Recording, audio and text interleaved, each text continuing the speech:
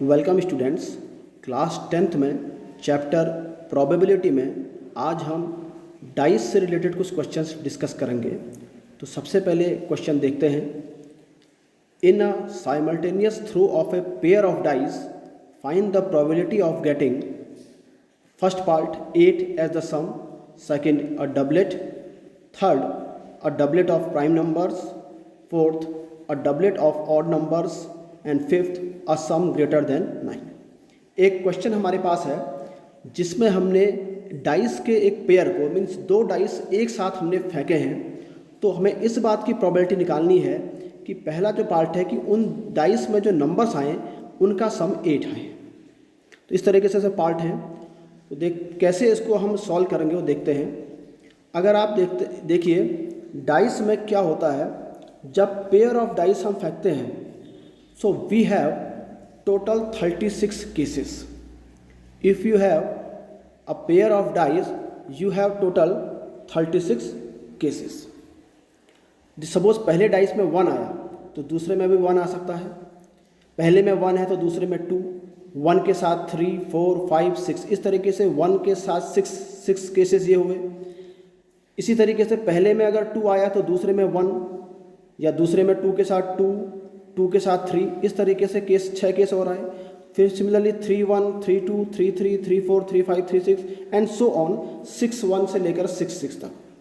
तो डाइस को जब हम फेंकते हैं तो दोनों में जो नंबर आते हैं उनके जो टोटल केसेस बनेंगे दैट आर 36 केसेस बनते हैं। अब हमसे जो क्वेश्चन पूछा गया है पहला पार्ट, उसमें इस बात की प्रोबेबिलिटी हमें निकालनी है कि जो सम आए नंबर का वो जो सम आ रहा है वो 8 आना चाहिए। तो दो डाइस अगर आप देखिए, लेट अस सपोज एक डाइस ये है, एक डाइस ये है, तो इन यहाँ पर जो दो नंबर आ रहे हैं इन दो नंबरों का जो सम है वो 8 आना चाहिए।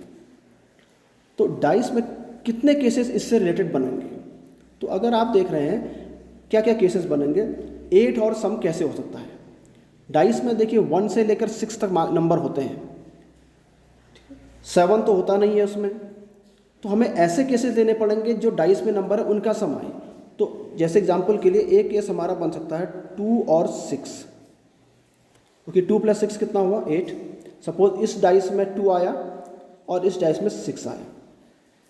एक इसका हम रिवर्स कर लेते हैं कि इसमें 6 और इसमें 2, तो 6 और 2 भी हो सकता है।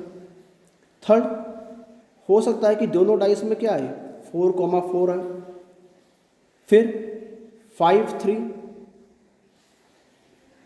एक डाइस में 5 दूसरे में 3, या इसका रिवर्स लेते हैं पहले में 3 दूसरे में 5, तब भी सम 8 आएगा।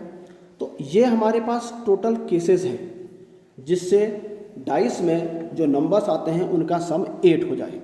तो अब आप देखिए केसेस कितने हैं, 1, 2, 3, 4 and 5। We have total 5 cases. तो 5 केसेस हमारे पास हैं जिसमें डाइस का जो नंबर है उनका सम 8 है। तो हमें मालूम है प्रोबेबिलिटी जो होती है उसका जनरल फॉर्मूला जो होता है दैट इज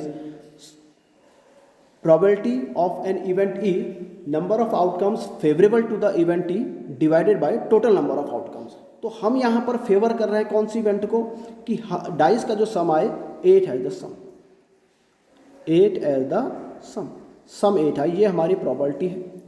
और हमें मालूम है कि इससे रिलेटेड आउटकम्स कितने हैं आपके 5 एंड टोटल आउटकम्स हैं 36। So the answer is 5/36। This is the first answer. तो इस तरीके से हमने पहले वाले पार्ट को सॉल्व किया। इसके बाद इसका सेकंड पार्ट है कि we find the probability of getting a doublet. Doublet का मतलब होता है दोनों में एक जैसे नंबर्स। तो इसको हम देखिए कैसे हम इसको सॉल्व करेंगे कि डबलेट आए। डबलेट के लिए क्या करेंगे, देखिए दोनों डाइस में सेम नंबर आने चाहिए। तो इससे रिलेटेड केस कितने होंगे, तो जैसे 1, 1, 2, 2, 3, 3, 4, 4, 5, 5 एंड 6, 6। तो इससे रिलेटेड आउटकम्स हमारे पास टोटल आउटकम्स हो गए 6। 1, 2, 3, 4, 5, 6, तो 6 आउटकम्स हमारे पास हो गए। तो इस बात की प्रोबेबिलिटी कि हमें डाइस में जो डबलेट मिले, तो डबलेट वाले की जो प्रोबेबिलिटी है, फॉर्मूला सेम, डबलेट से रिलेटेड आउटकम 6 हैं and total outcomes 36, so it is 6/36। Simplify करेंगे तो हमारा आंसर आएगा 1/6। सिमिलरली इसी में क्वेश्चंस कुछ ऐसे भी हैं।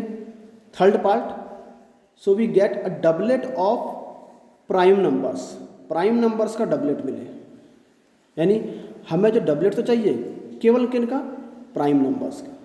तो देखिए इसी में अगर आप क्वेश्चन में देखें तो प्राइम नंबर्स वाले केसेस कितने होंगे जिसमें डबलेट प्राइम नंबर्स का आएगा, तो वो डबलेट्स होंगे। देखिए प्राइम नंबर्स कौन कौन से होते हैं, 2, 2 एक डबलेट ये बनेगा, एक 3, 3 और एक 5, 5, तो ये डबलेट ऑफ प्राइम नंबर्स। तो इस बात की प्रोबेबिलिटी कि प्राइम नंबर का डबलेट मिले, सो डबलेट ऑफ प्राइम नंबर, इससे रिलेटेड टोटल केस 3 है और 2 डाइस के टोटल केस 36 होते हैं, तो 3/36 दैट इज 1/12। तो इस तरीके से हम ये क्वेश्चन को सॉल्व करते हैं। एक लास्ट पार्ट इसका यह है, a number some is greater than 9, जो सम आए उनका 9 से ज़्यादा आए। देखिए कैसे इसको सॉल्व करेंगे हम कि जो सम है वो 9 से ज़्यादा आए। अब हमारे पास लास्ट जो केस है वो ये है कि जो सम है इज़ ग्रेटर देन 9, दोनों डाइस में जो नंबरों का सम है वो 9 से ज़्यादा आना चाहिए। तो देखिए 9 से ज़्यादा नंबर कौन कौन से होते हैं डाइस, क्या क्या पॉसिबल है, या तो 10 आए या 11 या 12। 12 से ज़्यादा पॉसिबल तो है नहीं, क्योंकि मैक्सिमम नंबर किसी डाइस में 6 होता है। अगर दोनों में 6 और 6 मैक्सिमम नंबर भी आते हैं तो सम 12 भी हो सकता है, 13 पॉसिबल नहीं है। तो सम 9 से ज़्यादा यानी कि 10 हो सकता है, 11 या 12। अब हम देखते हैं कि 10 से रिलेटेड कितने केस हैं। मान लिया सम 10 आता है, तो 10 से रिलेटेड केस कितने हो सकते हैं, 4, 6, इस डाइस में 4, इसमें 6, 6,4 या 5,5। 3 केसेस यहाँ से हमारे पास आए। और अगर सम 11 हो, 11 कैसे हो सकते हैं कि एक डाइस में 5 दूसरे में 6, या इसका रिवर्स करें 6 और 5। एंड सम 12 कैसे आएगा, इसका एक ही केस है 6,6। तो टोटल केसेस जिसमें सम ग्रेटर देन 9 आता है, अगर आप सारे केसेस देखें तो 3 केस यहाँ हैं, 2 केस यहाँ और 1 केस यहाँ, तो total cases 6। So what is the probability, इस बात की प्रोबेबिलिटी कि सम जो है ग्रेटर देन आए, इससे रिलेटेड केस 6 हैं और टोटल केस 36। तो सिंप्लीफाई करेंगे तो 1/6। तो इस तरीके से हम डाइस से रिलेटेड क्वेश्चनों को सॉल्व कर सकते हैं। Thank you.